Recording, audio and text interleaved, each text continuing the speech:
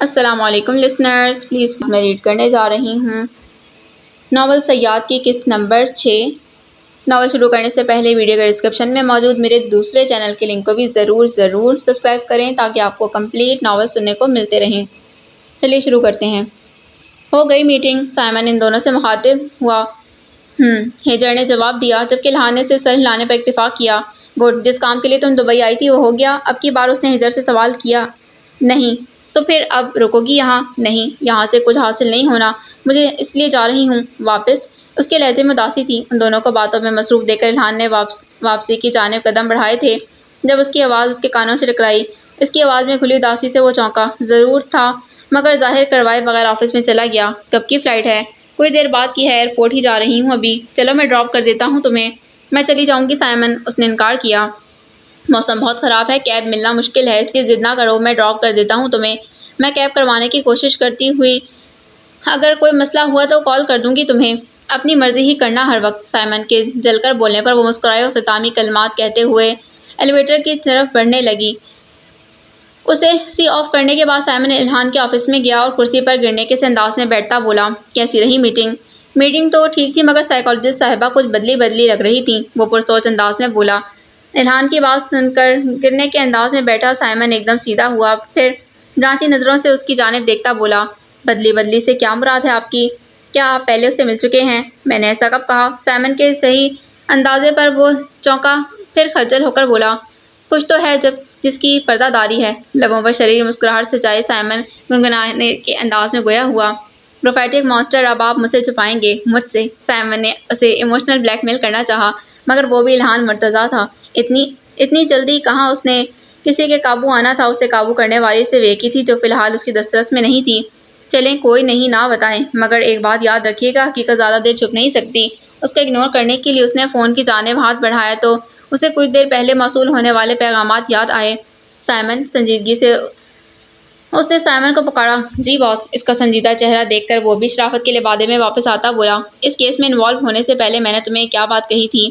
یہی کہ آپ کی انوالومنٹ کے متعلق کسی نیوز چینل یا اخبار میں کوئی خبر نہ آئے۔ تو پھر یہ کیا ہے؟ فون پر ایک ویڈیو چلا کر اس نے فون سائمن کی جانب بڑھایا۔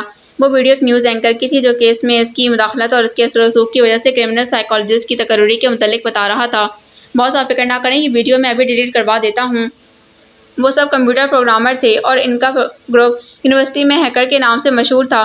ان سب میں ہیکنگ اور پروگرامنگ سکلز سب سے اچھی الہان کی تھیں۔ یہ نیوز ٹی وی پر ٹیلی کاسٹ ہو چکی ہے، اس لیے یہ ویڈیو ڈیلیٹ کرنے کا کوئی فائدہ نہیں۔ سب بڑے نیوز چینلز کو میں نے آپ کے متعلق کوئی بھی خبر نشر کرنے سے منع کر رکھا ہے۔ جس نیوز چینل نے یہ خبر لیک کی ہے یہ کوئی چھوٹا سا چینل ہے جو کچھ عرصے پہلے ہی بنایا گیا ہے۔ جو ہونا تھا ہو گیا، مگر آئندہ اس بات کا خیال رکھنا کہ میرے متعلق کوئی بھی نیوز بغیر میری اجازت کے ٹی وی یا سوشل میڈیا تک نہ پہنچے۔ کچھ لمحے کے لیے وہ رکا، پھر دوبارہ گویا ہوا، اور ایک دفعہ چیک کر لو کہیں نیوز کے ساتھ میری تصویر تو نہیں لگا دی؟ باس آپ کی تصویر نہیں لگائی جا سکتی کیونکہ آپ کی تصویر کسی بھی سوشل سائٹ پر نہیں۔ اچھا، وہ اپنی ذاتیات میں کسی کو مداخلت برداشت نہیں کرتا تھا، یہی وجہ تھی کہ اس نے اپنی ایک بھی تصویر سوشل میڈیا پر نہیں لگائی تھی، اور کسی دوسرے شخص کو بھی اجازت نہیں تھی کہ اس کی تصویر کسی سائٹ پر لگائے۔ اگر کوئی لگا بھی دیتا تو اس کی کمپنی میں موجود ہیکرز اس تصویر کو نہ صرف ڈیلیٹ کرتے بلکہ اس بندے کے اکاؤنٹ کو بھی بند کر دیتے تھے۔ خیر، ڈرائیور سے کہو گاڑی نکالے، مجھے ایئرپورٹ کے لیے نکلنا ہے۔ آفس ٹیبل کے دراز سے اپنا ٹریولنگ بیگ نکالتے بولا، ڈرائیور کو میں نے واپس بھیج دیا ہے، آپ کو میں خود ڈراپ کر دیتا ہوں۔ کہتے ساتھ ہی سائمن اپنی سیٹ سے اٹھ کھڑا ہوا۔ تم نکالو گاڑی، میں ذرا اینڈی، جارج اور پیٹر سے مل لوں۔ اس کی بات پر سر ہلا کر سائمن لفٹ کی جانب بڑھا جبکہ وہ ورکنگ ایریا کی طرف قدم بڑھانے لگا۔ پارکنگ سے گاڑی نکال کر سائمن بلڈنگ کے مین گیٹ کے سامنے لایا ہی تھا جب اس کی نظر ہجر پر پڑی جو غالباً کیب کے انتظار میں کھڑی تھی۔ ایک نظر گشتے آسمان کو دیکھنے کے بعد وہ گاڑی سے نکل کر اس کے قریب گیا جو ہاتھ میں پکڑے فون کی جانب متوجہ تھی۔ چلو، اس سے چند قدم کے فاصلے پر رک کر وہ بولا، میں ابھی تمہیں ہی کال کرنے والی تھی، نظر آ رہا ہے مجھے، کبھی پہلی مرتبہ میں میری بات سن لیا کرو۔ سائمن نے شکوہ کیا، ویسے تم یہاں کرنے کیا آئے ہو؟ باس کو چھوڑنے ایئرپورٹ جا رہا ہوں۔ باتوں کے درمیان ہی وہ گاڑی تک پہنچ گئے تھے۔ بیک سیٹ کا دروازہ کھول کر سائمن نے اسے بیٹھنے کا اشارہ کیا اور خود ڈرائیونگ سیٹ پر بیٹھ گیا۔ تم نے کبھی بتایا نہیں کہ تم نیورون کمپنی کا حصہ ہو؟ گاڑی میں بیٹھ کر ہجر نے سوال کیا۔ کبھی موقع ہی نہیں ملا۔ کیا تم نے ہماری کمپنی کے متعلق سن رکھا ہے؟ اپنی کولیگز اور نورا کے منہ سے سنا تھا۔ میں نے اس کمپنی اور ہنٹر گیم کے متعلق، اور پھر کچھ دن پہلے میں نے گیم کی سائٹ وزٹ کی تھی۔ گیم کھیلنے والی بات وہ گول کر گئی تھی۔ اگر ٹائم ملے تو کھیلنا ضرور، خاص طور پر تیسرا لیول، سائمن نے تاکید کی۔ تیسرے لیول میں ایسا کیا ہے؟ میری آواز، میرا مطلب جب تیسرا لیول شروع ہوتا ہے تو اسپیکر پر انسٹرکشنز دینے کے لیے جو آواز ابھرتی ہے وہ میری ہے۔ اس کی بات پر مسکراتے ہوئے ہجر نے اچانک گردن موڑی تو اس کی نظر بلڈنگ کے گیٹ پر پڑی جہاں سے الہان چلا رہا تھا۔ ایک نظر اس پر ڈال کر ہجر نے نظریں فون پر مرکوز کر دیں۔ کوٹ بازو پر ڈالے دائیں ہاتھ سے بال درست کرتا وہ لمبے لمبے ڈگ بھرتے ہوئے گاڑی کے بیک سیٹ کے قریب آ کر رکا، مگر کھلی کھڑکی سے بیک سیٹ پر ہجر کو بیٹھے دیکھ کر وہ نامحسوس انداز میں پیسنجر سیٹ کی جانب بڑھ گیا۔ اس کی حرکت کسی اور نے نہ سہی مگر ہجر نے ضرور محسوس کی، کیونکہ اس کی نظریں بے شک اپنے فون پر تھیں مگر دھیان اسی کی طرف تھا۔ ابھی انہیں نکلے کچھ ہی دیر ہوئی تھی جب موسلا دھار بارش شروع ہو گئی۔ پورا راستہ ہجر خاموشی سے بادلوں کی اٹکلیاں دیکھنے میں مصروف رہی، جبکہ سائمن اور الہان میں چھوٹے موٹے جملوں کا تبادلہ ہوتا رہا۔ ایئرپورٹ کے قریب پہنچ کر سائمن ہجر سے مخاطب ہوا۔ کون سی ایئر لائن ہے ہجر؟ نارویجین ایئر لائن، ہجر نے نام بتایا۔ نارویجین ایئر لائن زیادہ تر ٹرمینل 1 سے ہی فلائی کرتی ہے، مگر کبھی کبھار ٹرمینل تبدیل بھی ہو جاتا ہے۔ تم ایک دفعہ ٹکٹ سے ٹرمینل دیکھ لو۔ اس گفتگو کے دوران الہان نظریں موبائل پر مرکوز کیے ان سے لاتعلق نظر آ رہا تھا۔ میں نے دیکھا تھا ٹرمینل 1 ہی ہے۔ باس، آپ کی کون سی فلائٹ ہے؟ اب کی بار سائمن الہان سے مخاطب ہوا۔ ایمریٹس، آپ کا تو تیسرا ٹرمینل ہوگا۔ آپ دونوں کی فلائٹس میں چند منٹوں کا ہی فرق ہے۔ ہجر کی فلائٹ پہلے ہے، اس لیے پہلے تمہیں ڈراپ کر دیتا ہوں میں۔ سائمن کی بات پر اس نے سر ہلایا۔ کچھ دیر بعد سائمن نے گاڑی دبئی ایئرپورٹ کے پہلے ٹرمینل کے قریب روکی۔ گاڑی کے رکنے پر ہجر باہر نکلنے لگی جب سائمن بولا، مور اور فار کو میری طرف سے گریٹنگز دینا اور ذرا مور کے گھر بھی چکر لگا لیا کرو۔ جب بھی میری ان سے بات ہوتی ہے وہ یہی کہتی ہیں کہ ہجر تو جب سے اپنے گھر میں شفٹ ہوئی ہے ہمیں بھول ہی گئی ہے۔ اور کوئی حکم؟ اس کے حکمیہ انداز پر ہجر نے اس پر طنز کیا، جس پر کوئی خاص اثر نہ ہوا۔ ابھی کے لیے اتنا کافی ہے، اپنا خیال رکھنا۔ اب کی بار اس کی بات پر ہجر محض سر ہلا کر گاڑی سے نکلی اور بارش سے بچنے کے لیے جلدی سے ایئرپورٹ کے اندرونی حصے کی جانب بڑھ گئی۔ اس کے نکلتے ہی سائمن گاڑی زن سے بھگا لے گیا۔ ہاتھ میں ٹرے لیے مور لان میں داخل ہوئی اور لان کے اس حصے کی جانب بڑھنے لگی جہاں ایرک پائپر براجمان تھے۔ قریب پہنچ کر انہوں نے ٹرے وہاں رکھی اور ایک کافی کا مگ فار کی جانب بڑھایا جسے انہوں نے خاموشی سے تام لیا۔ کس کا فون تھا ایرک؟ انہوں نے کچھ دیر پہلے موصول ہونے والے فون کے بارے میں استفسار کیا۔ سلیمان کا، کافی کا گھونٹ بھرتے فار نے جواب دیا۔ ایسا کیا کہا ہے اس نے جو آپ سوچ میں ڈوبے ہیں؟ ہجر دبئی گئی ہے؟ کیا؟ آج ہی گئی ہے۔ وہاں پہنچ کر اس نے سلمان سے رابطہ کیا تھا اور ملنے گئی تھی۔ مگر کیوں؟ اپنے خاندان اور اپنے ملک کے بارے میں معلومات لینے۔ فار کی بات سن کر مور ایک لمحے کے لیے کچھ بول نہ پائیں۔ آپ اسے روکتے کیوں نہیں؟ میں اسے روکنے کا حقدار نہیں اور کوئی غلط کام تو نہیں کر رہی جو میں اسے روکوں۔ اپنی فیملی کو تلاش کرنا اس کا حق ہے۔ آپ کی انہی باتوں کے باعث وہ اتنی خود سر ہو گئی ہے۔ ہجر خود سر نہیں الیگزینڈرا، وہ ہر چھوٹا بڑا فیصلہ کرنے سے پہلے مجھ سے رائے لیتی ہے۔ تو پھر اس نے دبئی جانے سے پہلے آپ سے کیوں نہیں پوچھا؟ مجھے تو اس لڑکی کی سمجھ نہیں آتی، پتہ نہیں کیا کرتی پھر رہی ہے۔ آپ نے کبھی اسے سمجھانے کی کوشش نہیں کی؟ اگر کوشش کرتی تو جان جاتی کہ وہ ہمیں بغیر بتائے کیوں گئی۔ آپ نے کبھی وقت کے ساتھ ساتھ اس کے رویے میں آنے والا بدلاؤ دیکھا ہے؟ کیا ہوا ہے اس کے رویے کو؟ وہ تو شروع سے ہی ایسی ہے، تنہائی پسند اور خاموش مزاج۔ وہ ایسی نہیں تھی الیگزینڈرا، پہلے وہ بھی شوخ اور چنچل ہوا کرتی تھی، اپنی عمر کے دوسرے بچوں کی طرح۔ اس کے رویے میں بدلاؤ اس دن آنا شروع ہوا جب ہم نے اسے یہ بتایا کہ وہ ہماری سگی اولاد نہیں۔ 13 سال کی عمر میں اسے پتہ چلا تھا کہ ہم اس کے ماں باپ نہیں، اور جب سے اسے یہ حقیقت معلوم ہوئی وہ اپنے خول میں سمٹنے لگی۔ اس نے ہم سے فرمائشیں کرنا، ہم سے لاڑ اٹھوانا، اپنی باتیں منوانا ترک کر دیا، حتیٰ کہ مجھ سے پاکٹ منی لینا بھی۔ اور اگر میں زبردستی اسے پاکٹ منی دیتا تو وہ اسے اپنی ذات پر خرچ کرنے کے بجائے جمع کرتی تھی، پھر ان جمع کیے ہوئے پیسوں کا آپ کے لیے کوئی تحفہ خرید لاتی۔ اپنا حق سمجھ کر وصول کرنے کے بجائے محبت سے دی گئی ہماری کسی بھی چیز کو وہ خود پر احسان گردانتی تھی۔ اس نے خود پر یہ بات واضح کر دی کہ اس کا ہماری کسی بھی چیز سے کوئی بھی تعلق نہیں۔ اس اجنبی ملک میں وہ اکیلی ہے، اس کا کوئی نہیں۔ تنہائی کے اس احساس نے اس کی باتیں چھین لیں، اس کے کہکے مسکراہٹ میں سمٹ گئے اور اس کی شوخی ہوا میں تحلیل ہو گئی۔ اسے اپنا بوجھ خود اٹھانا ہے۔ اسی دن میں ہائی اسکول میں پڑھائی کے ساتھ ساتھ اس نے ہمارے منع کرنے کے باوجود پارٹ ٹائم جاب شروع کر دی۔ ناروے کی یونیورسٹی میں پڑھنے کے بجائے اس نے امریکہ کی یونیورسٹی میں پڑھنے کو فوقیت دی، کیونکہ وہاں اسے اسکالرشپ میں ایڈمیشن ملا تھا۔ اور پھر پڑھائی ختم ہونے کے بعد جب وہ اپنے پاؤں پر کھڑے ہونے کے قابل ہو گئی تو اس نے الگ گھر لے لیا۔ یہ سب اس نے بڑے نامحسوس انداز میں کیا ہے۔ اس نے ہمیں خبر تک نہ ہونے دی اور اپنی ذمہ داری بھی اپنے سر لے لی۔ آپ جانتی ہیں یہ سب اس نے کیوں کیا؟ کچھ لمحے رک کر انہوں نے مور کے جواب کا انتظار کیا، مگر مور تو یہ باتیں سن کر کچھ بولنے کے قابل نہ رہی تھیں۔ ان کی جانب سے کوئی جواب نہ پا کر وہ دوبارہ گویا ہوئے۔ یہ سب اس نے ایک خوف کے زیر اثر کیا ہے، اور وہ خوف یہ ہے کہ کہیں ہم اس کی ذمہ داریوں سے تنگ آ کر اسے خود سے الگ نہ کر دیں، کہیں ہم اسے دور نہ کر دیں۔ اس خوف کے زیر اثر وہ خود ہم سے دور ہوتی چلی گئی۔ وہ ہماری خود سے محبت کی قدر کرتی ہے مگر وہ خود کو ہم میں سے ایک نہیں سمجھتی۔ یہ ملک ہم لوگ اس کے اپنے نہیں، اسے یہاں کبھی اپنائیت کا احساس نہیں ہوا۔ ہجر جیسی حساس لڑکی اپنے اس اپنائیت کے احساس کی کشش میں اپنے ملک، اپنے خاندان کی تلاش میں ہے۔ کیا آپ نے یہ بات محسوس کی ہے کہ گزرے سالوں میں اس نے کبھی ہمارے سامنے اپنے ماں باپ کا ذکر نہیں کیا، کیونکہ اسے لگتا ہے کہ اس ذکر سے ہمیں تکلیف ہوگی، ہمیں یہ احساس ہوگا کہ شاید ہماری محبت میں کوئی کمی رہ گئی ہے، تبھی وہ اپنے ماں باپ کے پاس جانا چاہتی ہے۔ اور پچھلے ہفتے بھی اپنی خواہش کے ہاتھوں مجبور ہو کر اس نے ہم سے ماضی کے متعلق سوال کیا ہے، نہ کہ اپنے ماں باپ کے متعلق۔ اتنے سال ہم نے اسے پال پوس کر بڑا کیا، اس لیے کہ وہ ہماری احسان مند، ہماری عزت کرتی ہے اور شاید ہم سے محبت بھی کرتی ہے، تبھی ہمیں تکلیف پہنچانے سے گریز کرتے ہوئے اپنے خاندان تک پہنچنے کے لیے کی جانے والی کوششوں سے ہمیں بے خبر رکھ رہی ہے۔ کہیں ہمیں تکلیف نہ ہو، صرف اس وجہ سے اس نے ہمیں دبئی جانے کے بارے میں نہیں بتایا۔ کچھ دیر لان میں خاموشی چھائی رہی، جسے مور کی آواز نے توڑا۔ آپ سب اتنا کیسے جانتے ہیں؟ ہجر جب اداس ہوتی ہے تو کیا کرتی ہے؟ پہلے میرے سوال کا جواب دیں، بات کے اختتام میں مل جائے گا جواب آپ کو۔ آپ میرے سوال کا جواب دیں۔ جب وہ اداس ہوتی ہے تو خود سے باتیں کرتی ہے۔ لمحے کی تاخیر کے بغیر مور نے جواب دیا۔ بالکل صحیح کہا آپ نے، جب وہ دکھی ہوتی ہے تو خود سے باتیں کرتی ہے۔ حقیقت میں ہم سب دل ہی دل میں خود سے ہم کلام ہوتے ہیں، مگر ہجر کا انداز تھوڑا مختلف ہے۔ وہ دل میں نہیں، بلند آواز میں خود سے باتیں کرتی ہے۔ وہ احساسات جن کا اظہار کرتے وہ کسی اور کے سامنے ہچکچاتی ہے، وہ خود سے کہتی ہے، اور دوسروں کی جن باتوں سے اسے تکلیف پہنچتی ہے، ان کی شکایات بھی وہ خود سے ہی کرتی ہے۔ آپ کو یاد ہے ہجر نے کرمنل سائیکالوجی میں داخلہ لیا تو آپ نے اسے ڈانٹا تھا۔ یہ بات بھی بھلا بھولنے والی ہے؟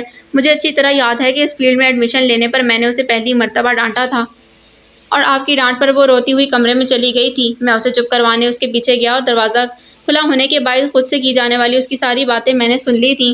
اس وقت تو میں خاموشی سے واپس مڑ گیا، مگر جب اس کی باتوں پر غور کیا تو علم ہوا کہ وہ کتنی گہری اور حساس ہے۔ بالکل ٹھیک کہہ رہے ہیں آپ، وہ حساس بھی ہے اور ریزرو بھی۔ دوسروں سے مانوس ہونے میں اسے وقت لگتا ہے، اسی وجہ سے اس کا سوشل سرکل بہت کم افراد پر مشتمل ہے۔ رہی صحیح کسر اس کی فیلڈ نے پوری کر دی۔ 1000 دفعہ منع کیا تھا میں نے ناجائز فیلڈ میں، جہاں دوستوں سے زیادہ انسان کے دشمن بنے، ہر وقت مجرموں سے سرکپائی کرنے پڑے، مگر مجال ہے کہ جو باپ بیٹی پر میری باتوں کا اثر ہوا ہو۔ آپ کو سمجھانا میرے بس کی بات نہیں۔ مور کی سوئی وہیں اٹکی دیکھ کر فور جل کر بولے، اور گھر کے اندرونی حصے کی جانب بڑھ گئے۔ دبئی ایئرپورٹ کے وزٹنگ ایریا میں بیٹھی ہجر اپنی فلائٹ کی اناؤنسمنٹ کا انتظار کر رہی تھی، جب ایک آواز فضا میں گونجی۔ آواز ایئرپورٹ کریو کے کسی ممبر کی تھی، جو فلائٹ ملتوی ہونے کے متعلق آگاہ کر رہا تھا۔ تیز بارش اور ہوا کے باعث جہاز کی اڑان ممکن نہیں، جب تک موسم بہتر نہیں ہو جاتا تب تک کے لیے سب فلائٹس ملتوی کر دی گئی تھیں۔ فلائٹ ملتوی ہونے کے متعلق سن کر اس کے چہرے پر بیزاری چھائی۔ یہ خبر سن کر ایسی ہی بیزاری اسی ایئرپورٹ کے تیسرے ٹرمینل میں بنے بزنس کلاس لاؤنج میں بیٹھے الہان کے چہرے پر بھی چھائی۔ وہ دونوں اس وقت ڈپارچر ہال میں تھے، اور ان کی سیکیورٹی اسکریننگ ہو چکی تھی، اس لیے ایئرپورٹ سے نکلنا ان کے لیے ممکن نہیں تھا۔ ہجر کا دل تو اتنی دیر یہاں بیٹھنے کا سوچتے ہی خراب ہونے لگا تھا۔ اپنی جگہ سے اٹھ کر وہ انفارمیشن ڈیسک کی طرف گئی۔ کتنی دیر انتظار کرنا پڑے گا؟ سستہ انگریزی میں اس نے سوال کیا۔ میڈم، ابھی کچھ کنفرم نہیں۔ ویدر فورکاسٹ کے مطابق کچھ گھنٹوں میں موسم کی صورتحال بہتر ہو جائے گی۔ امید تو ہے کہ 2-3 گھنٹوں میں فلائٹ اڑان بھر لے گی۔ ڈیسک پر موجود شخص کی بات پر سر ہلا کر وہ واپس اپنی سٹنگ ایریا کی جانب آئی، اور اپنے بیگ سے لیپ ٹاپ نکال کر آن کرنے لگی۔ لیپ ٹاپ آن کرتے ہی پہلا کام جو اس نے سوچا وہ تھا ہنٹر گیم کھیلنے کا۔ اس خیال کے ذہن میں آتے ہی ایک چھوی اس کے ذہن میں ابھری۔ سر جھٹکتے ہی اس نے اس خیال سے پیچھا چھڑایا اور گیم لاگ ان کی۔ تیسرا لیول جیسے ہی شروع ہوا، حقیقی دنیا سے اس کا رابطہ ٹوٹا، اور گیم کی تجسماتی دنیا نے اسے جکڑ لیا۔ اس لیول کی شروعات بھی پچھلے لیول کے انداز میں ہی ہوئی تھی۔ پہلے ایک دم سے اندھیرا چھایا، جس میں آہستہ آہستہ روشنی کی کرنیں بکھرنے لگیں۔ جب اس کی آنکھیں روشنی سے مانوس ہوئیں تو اس نے خود کو ٹرین میں پایا۔ وہ پھر سے انجان مسافروں کے ساتھ ایک انجان راستے پر گامزن تھی۔ وہ اس سوچ میں گم تھی کہ اس لیول میں سے کون سی چنوتی کا سامنا کرنا پڑے گا، جب اچانک سے ان کی سیٹوں کے نیچے سے باز نکلے اور فضا میں تحلیل ہو گئے۔ اچانک سے ان بازوں کو دیکھ کر ہجر کا دل دہلا۔ ابھی وہ اس دھچکے کے حصار میں ہی تھی جب ٹرین میں سے ایک آواز گونجی۔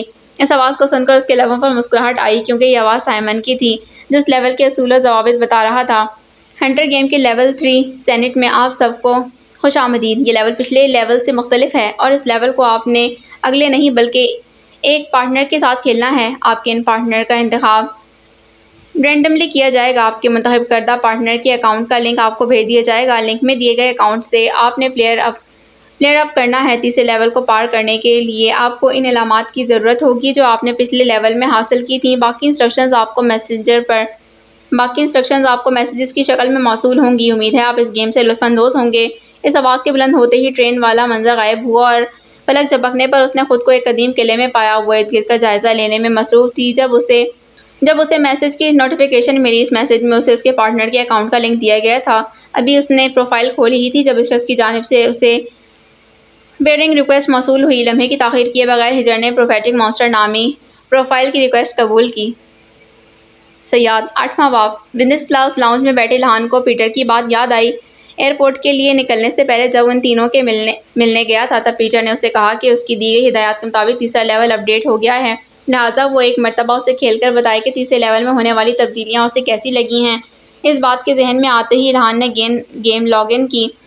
ہیڈ فونز لگاتے ہوئے اس نے تیسرے لیول کو شروع کیا۔ تیسرا لیول کھیلنے والے سارے کھلاڑیوں کے نام اس کے لیپ ٹاپ کی اسکرین کے دائیں جانب واضح تھے۔ اچانک سے اس کی نظر ان ناموں پر پڑی اور پھر وہ نظر ان میں سے ایک نام پر ٹھہر گئی۔ کچھ دیر پہلے ہی تو اس نام کی شخصیت سے اس کی ملاقات ہوئی تھی۔ وہ ملاقات اتنی قابل فراموش بھی نہیں تھی کہ وہ ایک آدھ گھنٹے میں بھول جاتا۔ وہ پروفائل اس ہجر کی تھی یا نہیں، اس بات کی تصدیق کرنے کے لیے اس نے وہ آئی ڈی کھولی۔ بایو میں اس کے ملک اور پروفیشن کے متعلق معلومات دی گئی تھی۔ اس انفارمیشن کو پڑھ کر الہان مرتضیٰ کو یقین ہو گیا کہ پروفائل ہجر کی ہی ہے، کیونکہ دنیا میں ہجر ہارون تو بہت ہوں گی مگر ناروے کی رہائشی اور کرمنل سائیکالوجسٹ وہ واحد ہجر تھی جس سے قسمت اسے بار بار ملا رہی تھی۔ رینڈم طریقے سے ہونے والی پلیئرنگ میں رد و بدل کر کے اس نے پارٹنرز کے طور پر ہجر کا انتخاب کیا اور ساتھ ہی اس کو پیئرنگ کی ریکویسٹ بھی بھیجی تھی جسے جلد ہی قبول کر لیا گیا۔ چند لمحوں بعد ہی اس نے اپنے پلیئر کو ایک قدیم قلعے میں پایا۔ اس سے کچھ فاصلے پر اس کی پارٹنر ہجر کا پلیئر کھڑا تھا۔ اپنے گرد کسی کی موجودگی محسوس کر کے ہجر نے گردن گھمائی تو اس کی نظر منہ پر بال ڈالے آرمر یعنی جنگ میں حفاظت کے لیے پہنے جانے والے لباس میں ملبوس الہان کے پلیئر پر پڑی۔ گیم کے اندر اپنے پارٹنر سے رابطہ کرنے کے دو طریقے تھے، میسج کے ذریعے یا وائس چیٹ کے ذریعے۔ ہجر نے وائس چیٹ کو ترجیح دی اور اپنے ہیڈ فون کا مائک منہ کے قریب کرتے اسے پکارا، مانسٹر۔ ہیڈ فون لگے ہونے کے باعث الہان کو اس کی آواز اپنی بہت قریب محسوس ہوئی تھی مگر اس کے پکار کا انداز دیکھ کر اس کے ماتھے پر بل نمایاں ہوئے۔ پروفیٹک مانسٹر، الہان نے تصحیح کرنا ضروری سمجھا۔ اس کی آواز سن کر ہجر چونکی تھی۔ اسے یہ آواز جانی پہچانی لگی تھی مگر ذہن پر زور ڈالنے کے باوجود بھی اسے یہ یاد نہ آیا کہ یہ آواز اس نے کہاں سنی ہے۔ اس کشمکش سے پیچھا چھڑا کر ہجر نے اس کی بات کا جواب دیا، مانسٹر زیادہ بہتر ہے۔ خیر یہ بتاؤ کہ پہلے کبھی یہ لیول کھیلا ہے؟ ہجر کا انفارمل انداز مخاطب دیکھ کر وہ چونکا تھا۔ نہیں، الہان نے صاف جھوٹ بولا۔ وہ دونوں اس گفتگو میں مصروف تھے جب ان کی نظروں کے سامنے ایک رکا ابھرا۔ ہجر نے ہاتھ بڑھا کر اس رکے کو پکڑا اور اس پر لکھی گئی سطر پڑھنے لگی۔ ہو تم مسافر اس چکور کے، جن کو ملانے سے بنتا ایک مصری کھیل۔ پڑھنے کے بعد اس نے رکا الہان کی جانب بڑھا دیا اور خود پر سوچ انداز میں اطراف کا جائزہ لینے لگی۔ کچھ دیر غور کرنے کے بعد ہجر کو احساس ہوا کہ اس کے قدموں تلے زمین ایک بورڈ گیم کی شکل میں ہے جسے مختلف چوکور نما بلاکس میں تقسیم کیا گیا تھا۔ یہ چوکور نما بلاکس 3 قطاروں میں ترتیب سے جڑے تھے۔ وہ دونوں پہلی قطار کے کنارے پر بنے بلاک میں کھڑے تھے۔ یہ جگہ دیکھنے میں راہداری کی طرح ہی لگتی تھی جس کے ایک کنارے پر وہ کھڑے تھے۔ وہ ان چوکور نما بلاکس سے گزرتے ہوئے انہیں راہداری کے دوسرے کنارے پر جانا تھا۔ پڑھا۔ باریک بینی سے ارد گرد کا جائزہ لینے کے بعد ہجر نے الہان سے اس رکے کے متعلق سوال کیا۔ الہان نے واقعی رقم مٹھی میں بند کرتے جواب دیا۔ اس قسم کے کسی مصری کھیل سے واقف ہو؟ چوکور حصوں کی گنتی کرتے ہوئے ہجر نے استفسار کیا۔ کس قسم کا کھیل؟ الہان نے اسے بولنے پر اکسایا۔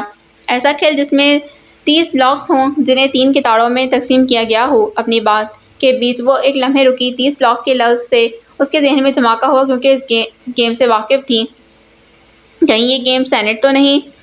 سینٹ ہی وہ بورڈ گیم ہے جو 30 چوکور نما بلاک سے مل کر بنی ہے۔ اس لیول کا نام بھی اسی بورڈ پر رکھا گیا ہے۔ الہان نے اس کی بات کی تصدیق کی۔ کیا تمہیں سینٹ کھیلنی آتی ہے؟ سینٹ قدیم مصری کھیل ہے۔ اس کھیل کے اصول غیر واضح ہیں کیونکہ گزرتے وقت کے ساتھ ساتھ اس کے اصولوں میں بہت سی تبدیلیاں آئی ہیں اور جہاں تک میرا اندازہ اس لیول میں سینٹ کو کھیلنے کے اصول روایتی اصولوں سے ہٹ کر ہوں گے۔ اس کی بات پر سر ہلاتے ہجر کچھ فاصلے پر بنی دیوار کی جانب متوجہ ہوئی۔ ان عجیب مخلوقات سے پیچھا چھڑاتے پہنچنا ہے تمہیں آخری چوکور کے احاطے۔ اس دیوار پر یہ الفاظ کندہ تھے، مانسٹر یہ دیکھو۔ اس الہان کو ان الفاظ کی جانب متوجہ کیا۔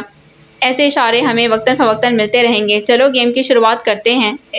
ایک نظر اس جملے کو دیکھنے کے بعد وہ بولا اور پھر دوسرے بلاک کی طرف بڑھنے لگا۔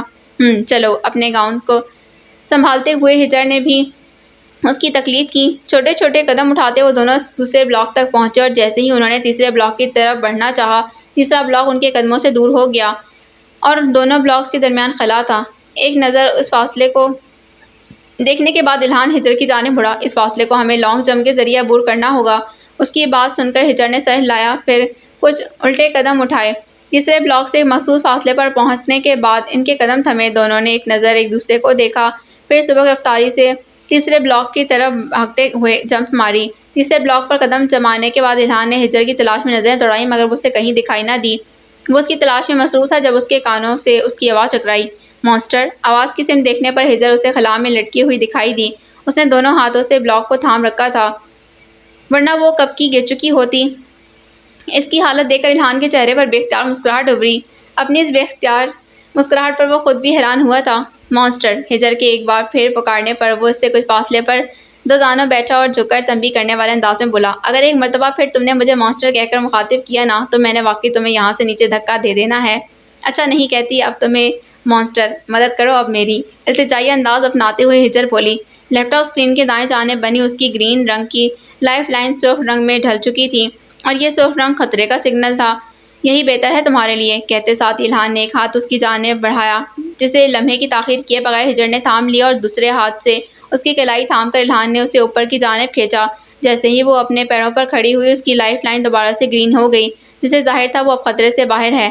"شکریہ مانسٹر!" صحیح سلامت اوپر پہنچنے کے بعد وہ چڑھانے والے انداز میں بولی۔ اس کی بات کے جواب میں الہان نے اسے گھڑی سے نوازا اور خود اگلے بلاک کی جانب قدم بڑھانے لگا۔ "ایک سوال پوچھوں؟" کچھ لمحوں بعد بغیر اس کی جانب نگاہ کیے الہان نے سوال کیا۔ "پوچھ لو۔ کس ملک سے تعلق ہے تمہارا؟" الہان خود کو یہ سوال کرنے سے روک نہ پایا، کیونکہ ناروے میں رہنے والی ہجر کی ایشین نقوش اس سے بھی کھٹک رہے تھے۔ "تم خود اندازہ لگا لو۔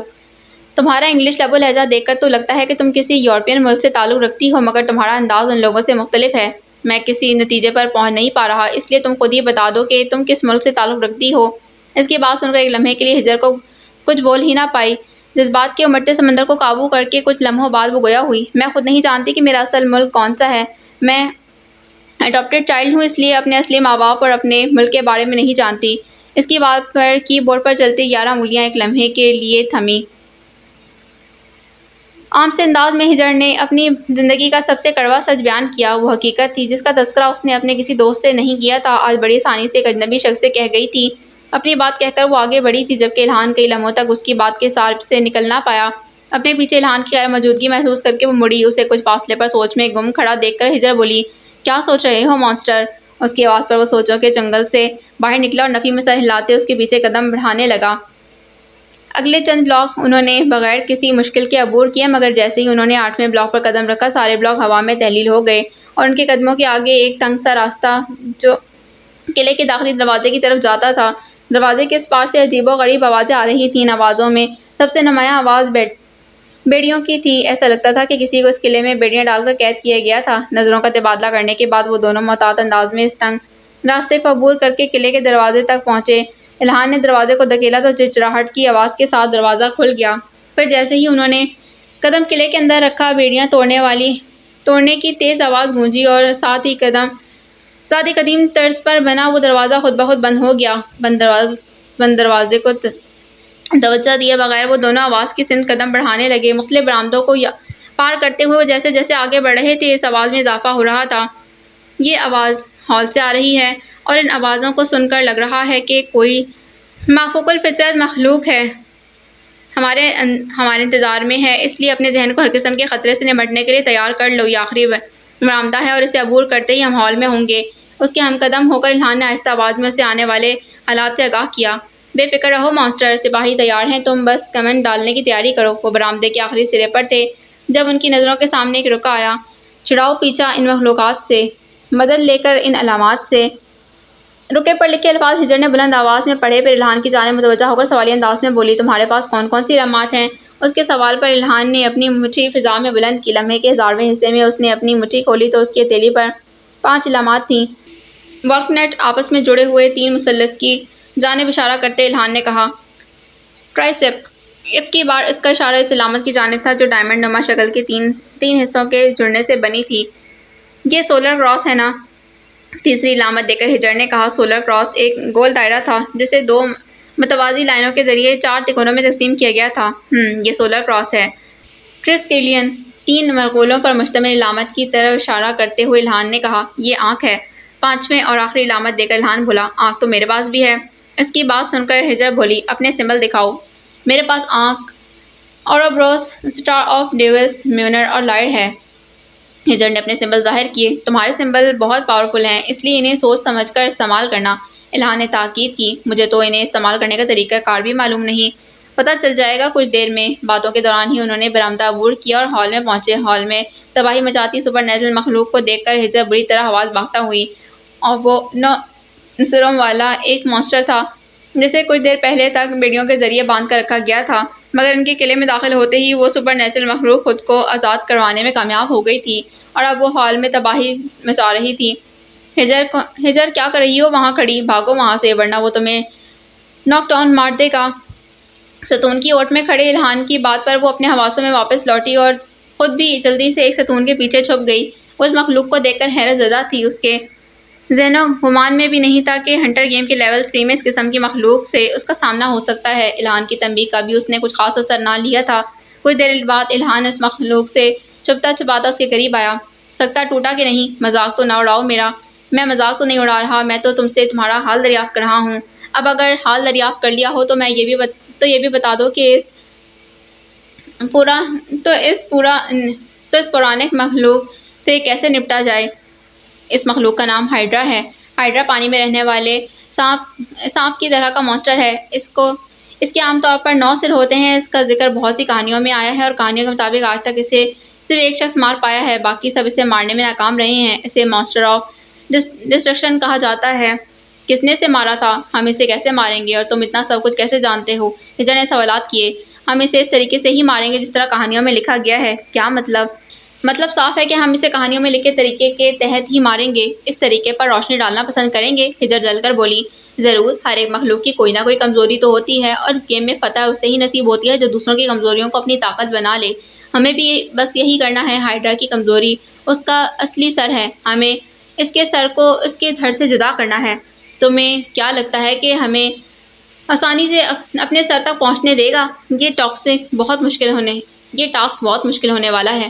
کوئی بھی ٹاسک مشکل نہیں ہوتا، بس ہمیں ایک اسٹریٹجی اپنانی ہوتی ہے جس کے ذریعے ہم اس مشکل ٹاسک کو آسان بنا لیتے ہیں۔ رہی بات اس کا سر علیحدہ کرنے کی، تو اس کا بھی طریقہ ہے اور طریقہ یہ ہے کہ ہمیں سب سے پہلے اس کے 9 سروں میں سے اصلی سر کو ڈھونڈنا ہے، پھر اس سر کو اس کے جسم سے علیحدہ کرنا ہے۔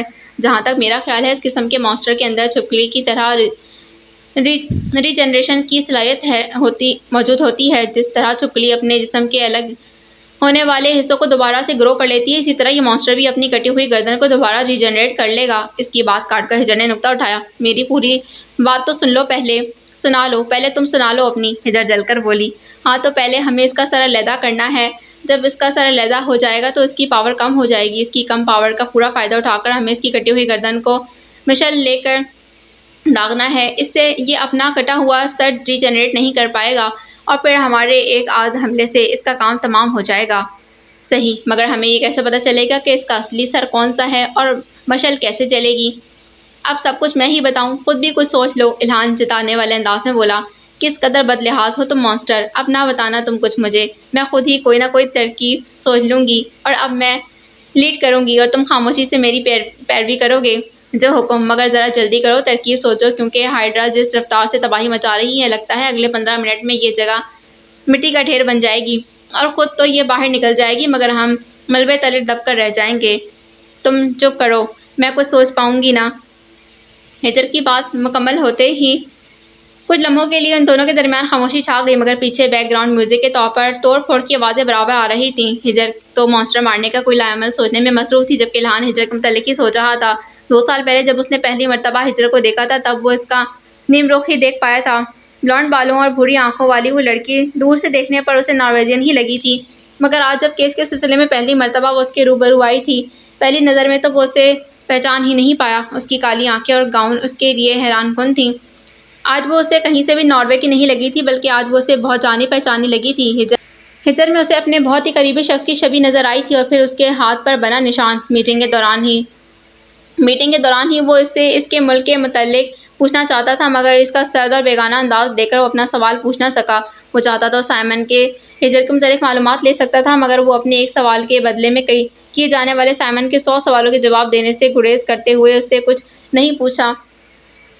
اچانک سے اس کا نام گیم کے پلیئرز کی لسٹ میں دیکھ کر وہ خود کو اس کا پارٹنر منتخب کرنے سے روک نہ پایا۔ اپنی اصل شناخت چھپا کر گیم میں ملنے والی رینڈم پارٹنر کی حیثیت سے وہ اس سے اس کی ذات کے متعلق سوال کر سکتا تھا، صرف اسی وجہ سے کہ اس نے اسے پارٹنر منتخب کیا تھا۔ مگر لیول کے شروع میں ہجر کا انفارمل انداز اسے عجیب لگا تھا۔ وہ لڑکی اسے ہر ملاقات میں حیران کرتی تھی، کبھی اپنی ایکسپرٹیز سے، کبھی اپنے حلیے سے، تو کبھی انداز سے۔ ہجر کے متعلق اس کی ساری assumptions ہمیشہ غلط ہی ثابت ہوتی تھیں۔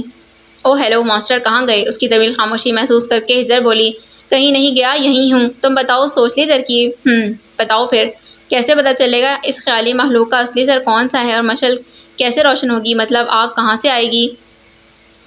شیڈو سے۔ وہ کچھ لمحوں کے لیے ٹھہری۔ ہائیڈرا کا صرف ایک سر اصلی ہے، باقی 8 صرف نظر کا دھوکہ ہیں، اس لیے اس کا کوئی سایہ نہیں ہوگا، جبکہ اس کے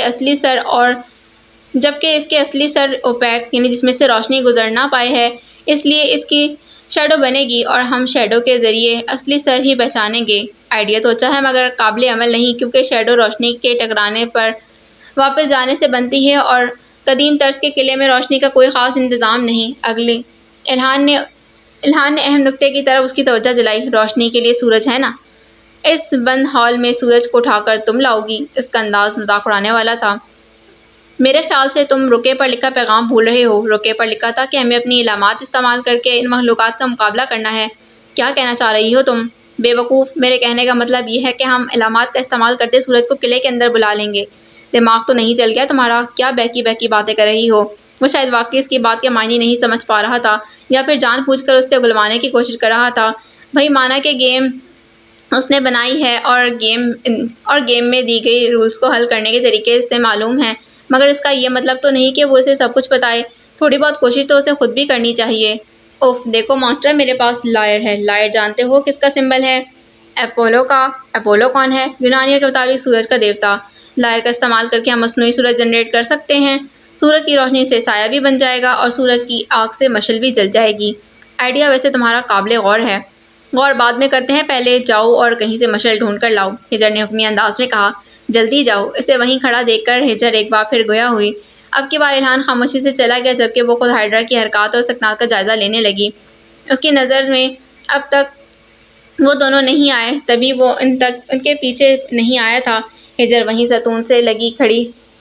جب وہ اس کی جانب مڑا، اچانک سے ہجر کے ذہن میں نورا کی کہی ہوئی بات گونجی کہ سپر نیچرل مخلوقات انسانی گوشت کی خوشبو پہچان لیتی ہیں۔ اس بات کے ذہن میں آتے ہی اس کا دل اچھل کر حلق میں آ گیا۔ ستون کی اوٹ میں آنکھیں بند کیے کھڑی ہجر اپنی جانب بڑھتے ہائیڈرا مانسٹر کے قدموں کی دمک واضح محسوس کر سکتی تھی۔ ہائیڈرا پلیئر سے کچھ فاصلے پر ہی تھا جب الہان دوڑتا آیا اور ہجر کو گھسیٹ کر ہال کے حصے میں لے گیا جو اندھیرے میں ڈوبا تھا۔ اچانک ہی گھسیٹے جانے پر ہجر کے منہ سے بے اختیار چیخ نکلی۔ اس کی آواز الہان کے علاوہ ہائیڈرا تک بآسانی پہنچی۔ میں ہوں مانسٹر۔ اس کی چیخ سن کر الہان نے اپنا تعارف کروانا ضروری سمجھا۔ میری بات دھیان سے سنو، اس نے تمہاری آواز سن لی ہے اور وہ ادھر ہی آ رہا ہے۔ میں اس کا دھیان بٹانے کی کوشش کرتا ہوں۔ تب تک تم لائر کے ذریعے مصنوعی سورج جنریٹ کرو۔ اپنی بات کہہ کر وہ مضبوط قدم اٹھاتا ہائیڈرا سے کچھ فاصلے پر جا کھڑا ہوا۔ اپنے سامنے کسی انسان کو کھڑا دیکھ کر ہائیڈرا کے اندر کے حیوان نے سر اٹھایا، اور وہ تیز قدموں کے ساتھ اس کی جانب بڑھنے لگا۔ ہائیڈرا جب اس کے قریب آیا تو الہان چھلانگیں لگاتا ہال کے دوسرے حصے کی جانب بڑھ گیا۔ ہائیڈرا دوبارہ اس کے پیچھے جاتا اور پھر سے اسے چکما دے کر نکل جاتا۔ ہجر جلدی کرو، میں زیادہ دیر اسے چکما نہیں دے پاؤں گا۔ ہجر جو آرام سے کھڑی ان دونوں کو دیکھنے میں مصروف تھی، الہان کی بات سن کر خجل ہوئی، پھر جلدی سے یوں شکل کی موسیقی کے آلے کی طرح کا لائر نکال کر بجانے لگی۔ اس کے اسٹرنگز کی حرکت سے فضا میں ارتعاش پیدا ہوا، اور جب یہ ارتعاش ایک مخصوص فریکوئنسی تک پہنچ گیا تب مصنوعی سورج بننے لگا۔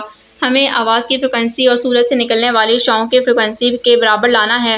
الہان کی ہدایت ساتھ ساتھ جاری تھیں۔ اس کی ہدایت سنتے ہی ہجر لائر کی اسٹرنگز کو تیزی سے ہلانے لگی۔ آہستہ آہستہ لائر سے نکلنے والی آواز کی فریکوئنسی زیادہ ہوتی جا رہی تھی۔ کچھ دیر کوشش کرنے کے بعد آخرکار وہ دونوں فریکوئنسیز برابر کرنے میں کامیاب ہوئی، اور ہال کے مشرقی حصے سے ایک مصنوعی سورج طلوع ہوا جس کی روشنی سے قلعے کی ہر شے منور ہو گئی۔ اس تیز روشنی کے باعث ہائیڈرا کا دھیان الہان سے ہٹا تو الہان نے اس کے سائے کو دیکھ کر اس کا اصل سر پہچان لیا۔ ہجر، میونر کا استعمال کرو اور دائیں طرف سے چوتھے سر پر وار کرو، جلدی۔ ہجر کو ہدایت دے کر وہ خود زمین پر گری مشعل کی طرف بڑھا۔ اس کی ہدایت پر عمل کرتے ہوئے ہجر نے ہتھوڑے نما شکل کا میونر اٹھایا اور سبک رفتاری سے ہائیڈرا مانسٹر کی جانب بڑھی۔ اپنی پوری طاقت سے اس کے سر پر وار کیا۔ اس وار کے باعث وہ ڈگمگا گیا۔ اس کو ڈگمگاتے دیکھ کر الہان جلتی ہوئی مشعل ہاتھ میں لیے اس کے قریب آیا اور زمین پر گری اس کے دم پر چڑھنے لگا۔ ٹرنک سے ہوتے ہوئے وہ اس کی کٹی ہوئی گردن کے قریب آیا اور اس کی گردن کو مشعل سے داغنے لگا۔ تکلیف کے احساس سے ہائیڈرا ولولایا اور الہان کو نیچے گرانے کے لیے اپنے جسم کو تیزی سے حرکت دینے لگا۔ وہ اپنی کوشش میں بہت حد تک کامیاب رہا کیونکہ اس کے اچانک ہلنے سے الہان لڑکھڑایا اور اپنا توازن کھو کر نیچے گر گیا۔ ہجر، اس پر حملہ کرو ورنہ اپنی طاقت دوبارہ حاصل کر لے گا۔ خود کو سنبھالنے کے بعد الہان بولا۔ اس کی بات پر سر ہلا کر ہجر ہائیڈرا پر پے در پے وار کرنے لگی۔ اس دوران الہان دوبارہ سے اس پر چڑھا اور اس کی کٹی گردن کو داغنے لگا۔ اپنی ہم آہنگی کے باعث وہ دونوں جلدی ہائیڈرا مانسٹر کو ڈھیر کرنے میں کامیاب ہوئے۔ جیسے ہی ہائیڈرا کی پاور ختم ہوئی وہ دونوں واپس سینٹ گیم کے 8ویں چوگور پر پہنچے۔ کیا آگے بھی اس قسم کے خیالی مخلوقات کا سامنا کرنا پڑے گا؟ اگلے بلاک کی طرف بڑھتے ہجر نے سوال کیا۔ اس لیول میں اس قسم کے 3 مخلوقات ہیں۔ آخر چوکور تک پہنچنے کے لیے ہمیں ان تینوں کو مارنا ہوگا۔ اور باقی 2 مخلوقات ہائیڈرا سے زیادہ طاقتور ہیں۔ بے دہانی میں الہان نے اس کے سوال کا جواب دیا۔ تم گیم اور ان مخلوقات کے متعلق اتنا سب کچھ کیسے جانتے ہو؟ ہجر کی بات پر وہ گڑبڑایا۔ کیا مطلب ہے تمہاری بات کا؟ وہی مطلب جسے سمجھ کر بھی تم خود کو ناسمجھ ظاہر کر رہے ہو۔ اگر تم اس لیول کے متعلق معلومات کا پوچھ رہی ہو تو سنو، میرا ایک آن لائن دوست ہے۔ اسی گیم کے ذریعے ہماری پہلی مرتبہ ٹکراؤ ہوا تھا۔ اس نے تیسرا لیول 1 ہفتے پہلے کھیلا تھا اور اسی نے سب بنیادی چیزوں کے متعلق آگاہ کیا ہے۔ چلو مان لیا تمہارے دوست نے تمہیں بنیادی چیزوں کے متعلق بتایا تھا، مگر ان مخلوقات کے متعلق تم کیسے جانتے ہو؟ اور اب یہ مت کہنا کہ یہ سب بھی دوست نے بتایا، کیونکہ جہاں تک میری معلومات ہیں ہر پلیئر کو الگ الگ پہیلیاں، مانسٹر اور علامات ملتی ہیں، ایسا ہی ہے نا؟ خیالی مخلوقات کے متعلق علم، یہ سب تو میں نے کورس کی کتابوں میں پڑھا تھا۔ کون سا ملک ہے تمہارا؟ اچانک سے ہجر نے سوال کیا۔ پاکستان۔ اچانک سے کیے گئے سوال کے جواب پر چونکتے الہان نے جواب دیا۔ پاکستان تو اسلامی ملک ہے، وہاں کی 95-98% آبادی مسلمان ہے اور مسلمان ان دیوتاؤں اور مخلوقات پر یقین نہیں رکھتے، وہ ایک اللہ کو مانتے ہیں۔ مجھے نہیں لگتا کہ ایسے اسلامی ملک میں کورس کی کتابوں میں خیالی مخلوقات کے متعلق لکھا ہوگا۔ ہجر نے اس کے جھوٹ کو بڑی آسانی سے پکڑا۔ مانا کہ آپ کرمنل سائیکالوجسٹ ہیں، بات کی تہہ تک پہنچنا آپ کا کام ہے، مگر اس کا مطلب یہ نہیں کہ آپ مجھ جیسے شریف النفس شخص کو ڈہرے میں کھڑا کر کے اس سے پوچھ گچھ کریں۔ اس کی بات نظر انداز کرتے اس نے اپنی بات کے ذریعے ہجر کا دھیان بٹانا چاہا۔ تمہیں کیسے پتا کہ میں کرمنل سائیکالوجسٹ ہوں؟ تمہارے اکاؤنٹ میں دی گئی انفارمیشن سے پڑھا ہے، اور بھلا کہاں سے پتہ لگنا ہے مجھے؟ ویسے تمہاری باتوں سے میں اس نتیجے پر پہنچا ہوں کہ تم بہت شکی مزاج ہو۔ میں شکی مزاج نہیں ہوں، میں بس ذہین ہوں۔ بس میں ذہن میں آنے والے سوال الفاظ کی شکل دے دیتی ہوں۔ کندھے اچکاتے ہوئے اس نے جواب دیا۔ باتوں کے ساتھ ساتھ وہ راستے میں آئی چھوٹی موٹی رکاوٹوں کا سامنا کرتے جا رہے تھے۔ 15ویں چوکور پر پہنچتے ہی انہیں خطرے کی جھلکیاں نظر آنے لگیں۔ جس بلاک پر وہ کھڑے تھے اس سے 3 بلاک آگے ایک مخلوق ان کے انتظار میں بیٹھی تھی۔ یہ منظر پچھلے منظر جیسا نہیں تھا، کیونکہ اب کی بار نہ کوئی تنگ راستہ سامنے آیا تھا، نہ ہی کوئی قلعہ۔ اب کی بار صرف ایک مخلوق تھی جو 18ویں سے لے کر 24ویں بلاک تک پھیلی تھی۔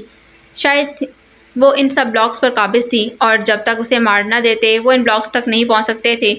اس خیالی کل زیرو کے متعلق کورس کی کتابوں سے لی گئی اپنی معلومات بتائیں تاکہ ہم بھی آپ کے علم سے استفادہ حاصل کر سکیں۔ شیریں لہجہ اپناتے ہوئے ہجر نے طنز کیا۔ کیوں نہیں، میں اس عظیم موقع سے فیضیاب ہونا پسند کروں گا۔ الہان اس کے طنز کا برا منائے بغیر بولا۔ یہ ایمفی سبانہ ہے، 2 سروں والی مخلوق۔ شروع میں اس کے متعلق خیال کیا جاتا تھا کہ یہ ایک زہریلا 2 سروں والا سانپ ہے، مگر بعد میں کہانیوں میں دیکھا گیا کہ اس کے پر ہیں اور اس کے کان گول ہیں، اور ان سب خصوصیات کے باعث اسے ڈریگن بھی کہا جاتا ہے۔ الہان نے اس مخلوق کا تعارف کروایا۔ مجھے تو دیکھنے میں اڑنے والا سانپ لگ رہا ہے۔ ہجر نے ایمفی سبانہ کی جانب دیکھتے ہوئے کہا۔ اب ہمیں اسے مارنا ہے، لیکن اس کی کمزوری اور اسے مارنے کا طریقہ تم بتاؤ گی۔ جب تمہیں معلوم ہے سارا کچھ تو پھر مجھ سے کیوں پوچھ رہے ہو؟ مجھے معلوم ہے سارا کچھ، مگر اس کا مطلب یہ تو نہیں کہ تم میرے پر سب کچھ چھوڑ کر ہاتھ پر ہاتھ دھرے بیٹھی رہو۔ خود بھی کوشش کرو۔ اگر مجھ جیسے ذہین اور معقول شخص کی جگہ کوئی نامعقول شخص تمہارا پارٹنر ہوتا تو کیا کرتی تم؟ جو چیز ہوئی ہی نہیں ہے، میں اس کے متعلق سوچ کر میں اپنا وقت ضائع نہیں کرنا چاہتی۔ ایک اور بات، خود کو ذہین نہ کہو، کیونکہ ذہین لوگ چیٹنگ نہیں کرتے۔ میں نے کون سی چیٹنگ کی ہے؟ جس طرح پیپر دینے سے پہلے پیپر میں آنے والے سوالات کے متعلق معلوم کر کے ان کے جوابات یاد کرنا چیٹنگ ہے، اسی طرح گیم کھیلنے سے پہلے ہی اس کے چیلنجز کے متعلق جان کر ان کے لیے خود کو تیار کر کے آنا بھی چیٹنگ ہے۔ یہ کیا منطق ہوئی؟ میں نے کوئی چیٹنگ نہیں کی، ہر چیٹر یہی کہتا ہے۔ اپنی بات کہہ کر وہ ڈریگن کے قریب جانے لگی۔ ہجر رکو، 18ویں بلاک پر قدم مت رکھنا کیونکہ وہ اس کا علاقہ ہے اور وہاں اس کی پاور بہت زیادہ ہے۔ 18ویں بلاک میں جانے سے پہلے ہمیں اپنی پاور ڈبل کرنا ہوگی۔ الہان نے اسے روکنے کی کوشش کی مگر وہ اس کی بات مکمل ہونے سے پہلے ہی 18ویں چوکور میں قدم رکھ چکی تھی۔ جیسے ہی اس نے وہاں قدم رکھا، ساکت ایمفیسیبانا کے وجود میں حرکت ہوئی۔ اپنی لمبی سی زبان منہ سے نکال کر وہ ہجر کی طرف بڑھا۔ ہٹو وہاں سے ہجر! الہان بھی ان دونوں کی طرف سبق رفتاری سے بڑھا۔ الہان کی بات پر ہجر اس کی جانب متوجہ ہوئی اور اسی دوران ایمفیسیبانا نے اس کے گرد گھیرا ڈالا۔ ہجر کے گرد گھیرا تنگ کرتے ہوئے اس نے اسے فضا میں بلند کیا اور پھر اس زمین پر پرکھا۔ اس نے ہجر پر آگ برسائی جس سے ہجر کا وجود جھلس گیا۔ ہجر! اس کی تشویشناک حالت دیکھ کر الہان نے پکارا۔ اس کی جانب سے ہلکی سی آواز آئی۔ اس کی بات سن کر الہان نے اسکرین پر لکھی اس کے پاور کی جانب دیکھا جو ایک مرتبہ پھر سے سرخ رنگ میں ڈھل چکی تھی۔ بالوں پر ہاتھ پھیرتے ہوئے وہ ہجر کو بچانے کی ترکیب سوچنے لگا۔ ہجر کو بچانا ضروری تھا کیونکہ اگر ٹیم میں سے ایک بندہ بھی مر جائے تو انہیں ڈسکوالیفائڈ کر دیا جاتا۔ لمحے کی تاخیر کیے بغیر الہان نے اپنی علامات میں سے آنکھ نکالا اور اسے ہجر کے ماتھے پر رکھا۔ آہستہ آہستہ آنکھ سے روشنی نکلنے لگی اور روشنی سے ہجر کے زخم بھرنے لگے۔ آنکھ کی روشنی ختم ہوتے ہی ہجر کے سارے زخم بھر گئے۔ ٹھیک ہو اب؟ اسے آنکھیں کھولتا دیکھ کر الہان نے سوال کیا۔ ٹھیک ہوں۔ پھر تم نے مجھے ٹھیک کس طرح کیا؟ اس نے حیرانی سے سوال کیا۔ آنکھ سے۔ آنکھ سے؟ آنکھ زندگی کی علامت ہے اور اس کا استعمال کرتے میں نے تمہیں ریوائیو دیا تھا۔ یہ اچھا طریقہ ہے پاور دوبارہ حاصل کرنے کا۔ طریقہ تو اچھا ہے مگر ایک علامت کو صرف ایک مرتبہ ہی استعمال کیا جا سکتا ہے، اس لیے جو علامات ہم استعمال کر چکے ہیں وہ بیکار ہیں اب۔ اس کا مطلب کہ اب ہمارے پاس صرف ایک لائف رہ گئی ہے۔ تمہارے پاس جو آنکھ تھا تم نے مجھے بچانے کے لیے استعمال کر لیا اور اب میرے والا آنکھ رہ گیا ہے، اس لیے اب ہمیں اور چوکنا ہو کر کھیلنا ہوگا۔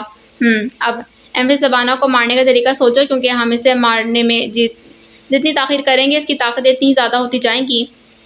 جب اس نے مجھے قید کر رکھا تھا اس دوران میں نے اس کی حرکت اور سکنات جانچی تھیں، اس کی کمزوری ڈھونڈنے کی کوشش کی تھی اور اپنی اس کوشش میں بہت حد تک کامیاب ہو گئی ہوں۔ اچھا بتاؤ کیا ہے اس کی کمزوری؟ اس کی زبان۔ وہ کیسے؟ ایمفیسیبانا ایک سانپ ہے اور چند سپیشیز کے علاوہ سب سانپوں کی بصارت بہت کم ہوتی ہے اور اپنے شکار کی کھوج لگانے اور اسے ماحول کو سینس کرنے کے لیے وہ اپنی زبان کا استعمال کرتے ہیں۔ ٹنگ فلکنگ ان کی جبلت میں شامل ہے اور اس سب کو دیکھتے ہوئے میرا یہی خیال ہے کہ اس کی طاقت اس کی زبان میں ہے اور our greatest strength is our biggest weakness۔ ہماری سب سے بڑی طاقت ہماری سب سے بڑی کمزوری ہوتی ہے۔ بالکل ٹھیک کہا تم نے، ہمیں بس اس کی طاقت کو اس کی کمزوری اور اپنی طاقت بنانا ہے۔ ہمیں اس کی زبان علیحدہ کرنی ہوگی مگر اس سے پہلے ہمیں اپنی پاور اس کے برابر لانی ہوگی۔ اس کے لیے ہم طاقت کا سمبل یعنی سولر کراس استعمال کریں گے۔ اس کی بات سنتے ہی الہان نے سولر کراس نکالا اور اپنی ہتھیلی پر رکھا۔ ہجر نے بھی اس کی تقلید کرتے اپنی ہتھیلی اس کے ہاتھ پر دھرتے سولر کراس پر رکھی۔ سولر کراس سے نکلنے والی روشنی اس کے ہاتھوں کے ذریعے ان کے وجود میں جذب ہو رہی تھی۔ اپنی پاور بڑھانے کے بعد وہ دونوں ایمفیسیبانا کی جانب بڑھے۔ ان کے 18ویں بلاک میں داخل ہوتے ہی ایمفیسیبانا ان کی طرف متوجہ ہوا۔ الہان نے ہجر کی جانب دیکھا تو ہجر نے سر ہلایا۔ پھر ان دونوں نے ایک ساتھ ایمفیسیبانا کے دونوں سروں پر حملہ کیا۔ بدلے میں اس نے دونوں پر آگ برسائی جس سے وہ بمشکل خود کو بچا پائے۔ ماسٹر یہ اس طرح قابو نہیں آ رہا، کوئی اور ترکیب سوچو۔ اس پر حملہ کرتے ہجر بولی۔ ہمارے پاس کوئی ایسی علامت ہے جس کے ذریعے ہم اس کی حرکت پر قابو پا سکیں؟ الہان نے الٹا اسے سوال کیا۔ سب علامات کی تشبیہ ذہن میں لا کر ہجر ان سب کی خصوصیات کے متعلق سوچنے لگی۔ ماسٹر والف نٹ نکالو۔ یہ 3 تکونوں سے مل کر بنا ہے اور ہم تکون کے ان 3 کناروں پر خود کو ایمفیسیبانا سے جوڑ سکتے ہیں۔ اس کی بات سن کر الہان نے والف نٹ نکالا اور خود کو ہجر کو اور ایمفیسیبانا کو تکون کے کناروں سے جوڑا۔ اس سے ان سب کی حرکت ایک دوسرے سے منسلک ہو گئی۔ اگر ان میں سے ایک بھی بندہ ہلتا تو باقی بھی اس سے حرکت کرتے۔ تکون بنتے ہی ان دونوں نے اپنے ہاتھوں کی ہتھیلی کا رخ ایمفیسیبانا کی جانب کیا۔ ان کی ہتھیلی سے تیر نکلنے لگے جن کی منزل ایمفیسیبانا کے سر کی طرف تھی۔ وہ اپنے منہ سے آگ نکال کر ان تیروں کو بھسم کر رہا تھا۔ کچھ دیر بعد اس نے اپنی جبلت کے باعث اپنی زبان جیسے ہی منہ سے باہر نکالی، اس کے منہ سے آگ نکلنا بند ہوئی اور وہ تیر جا کر اس کی زبان پر چبھے۔ تیر چبھنے پر وہ ہک رہا مگر وہ دونوں حملہ کرتے رہے۔ ہجر اوروبروس سے اس کی زبان پر حملہ کرو، الہان نے اسے ہدایت دی۔ اوروبروس سے کیوں؟ اوروبروس انفینٹی کا سمبل ہے جس میں ایک سانپ اپنے آپ کو کھاتا ہے اور زندگی کے چکر کو ظاہر کرتا ہے۔ ہو سکتا ہے اسے استعمال کرنے سے سانپ بھی خود کو کھانے لگے۔ اس کی وضاحت سن کر ہجڑ نے آبروز نکال کر ایمفیسیبانا کے کھلے ہوئے منہ کی طرف اچھالا۔ آبروز جیسے ہی اس کی چمڑی پر لگا، ایمفیسیبانا کے دونوں سر ایک دوسرے پر حملہ کرنے لگے۔ چند منٹوں میں آپس میں لڑنے کے بعد ایمفیسیبانا کے دو سروں نے ایک دوسرے کو ہلاک کر دیا اور ان بلاکس پر سے غائب ہو گیا۔ اس کے غائب ہوتے ہی وہ دونوں 27ویں بلاک پر پہنچے۔ اگلے بلاک کی جانب بڑھتے ہجڑ بولی، ویسے کیا سوچ کر اس گیم کو بنانے والے نے اسے بنایا ہے؟ یہ تعریف تھی یا تنقید؟ یہ نہ تعریف تھی نہ ہی تنقید، بس الہان مرتضیٰ کی سوچ تک رسائی حاصل کرنے کی کوشش تھی۔ الہان مرتضیٰ کون؟ الہان نے خود کو اجنبی ظاہر کروانا چاہا۔ زیادہ بننے کی ضرورت نہیں، ایسا ہو ہی نہیں سکتا کہ تم اس بندے سے ناواقف ہو۔ میں واقعی نہیں جانتا کہ یہ کون ہے، الہان نے اسے یقین دلانا چاہا۔ جس گیم کو تم کھیل رہے ہو یہ گیم اس خپتی شخص نے ہی بنائی ہے، ہجڑ جل کر بولی۔ اپنے لیے خپتی لقب الہان کو ایک آنکھ نہ بھایا، مگر وہ اس وقت اس سے اختلاف کرنے کی پوزیشن میں نہیں تھا۔ کیا یہ گیم الہان مرتضیٰ نے بنائی ہے؟ مجھے تو لگا تھا کہ یہ باب بیٹس نے بنائی ہے۔ اپنے لہجے میں مصنوعی حیرت لاتے ہوئے الہان بولا۔ اب یہ باب بیٹس کون ہے؟ باب بیٹس ایک مشہور گیم ڈیزائنر ہے، اس لیے مجھے لگا یہ گیم بھی اس کی ہوگی۔ میں نے اس باب نامی شخص کے متعلق کبھی کچھ نہیں سنا۔ اچھا، تم یہ بتاؤ کہ کیا کبھی تم الہان مرتضیٰ سے ملی ہو؟ الہان نے سوال کیا۔ ایک مرتبہ ملی ہوں اس سے۔ اب اس ملاقات کے متعلق کوئی سوال مت کرنا۔ ہجڑ نے اسے الہان سے ہوئی اپنی ملاقات کا مقصد بتانے سے گریز کیا، کیونکہ وہ میٹنگ کیس کے سلسلے میں تھی اور وہ نہیں چاہتی تھی کہ کیس میں اس کی مداخلت کے متعلق کسی کو معلوم ہو۔ اس کی بات کا الہان نے نہ کوئی جواب دیا نہ کوئی مزید سوال کیا۔ اب وہ 27ویں بلاک پر تھی اور یہاں سے انہیں 30واں یعنی کہ آخری بلاک بالکل صاف دکھائی دے رہا تھا۔